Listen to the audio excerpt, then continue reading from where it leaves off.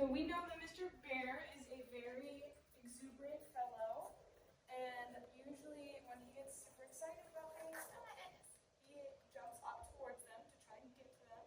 And one of the things that we've worked on a lot of is this exactly, yes. Doing something other than what his brain is telling him to do. Okay. So we taught him what we call sit as please. So we're using sit as a request behavior.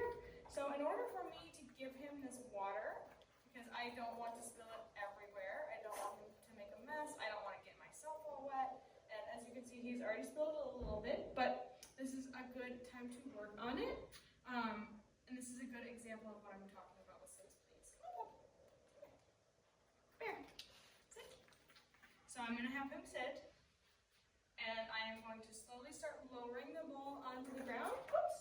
If he jumps up at all, I am simply going to say that, oops, and ask him again, sit.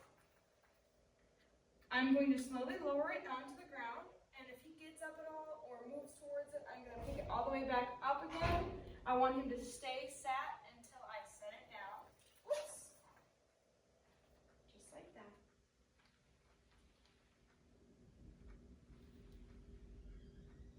So I really want him to think about his actions. Okay, and once you get close enough to the ground, you can release him for now. If you're really picky about it, you can make him wait until you set it all the way down on the ground. However, he's a puppy. I wouldn't miss it. It's just a matter. You run the risk of just frustrating him if he's really not getting it.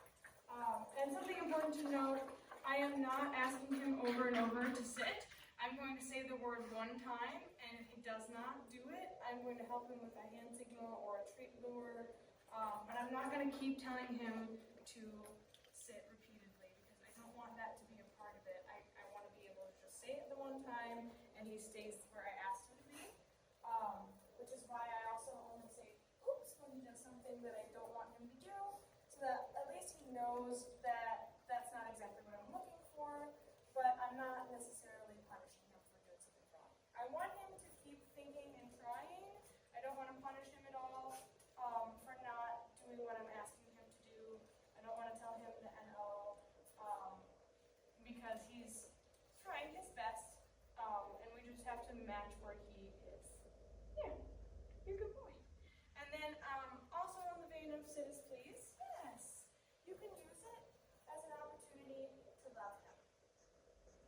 So instead of jumping up to get your attention to receive affection, I want you to, anytime he sits in front of you, to reward him with your affection instead. So he's asking for me to pet him by sitting instead of jumping on me. Even this is significantly better than jumping up.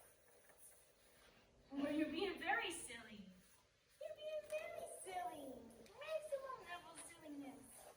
You're so funny. I'm going to let him do what he wants to do. And if he wants to re-engage with me, that's great.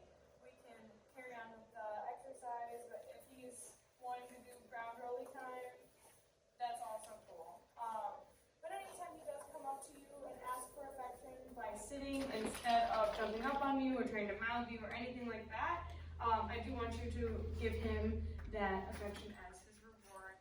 Another thing you can do too is use that same principle for going outside. Anytime he's going to go do something fun, I would make him sit before he can be released to it. So for example, the doorway, I'm going to have him sit at the door until the door is all the way open, and only then I will release him from sitting. I don't want him just diving through that door. Same thing with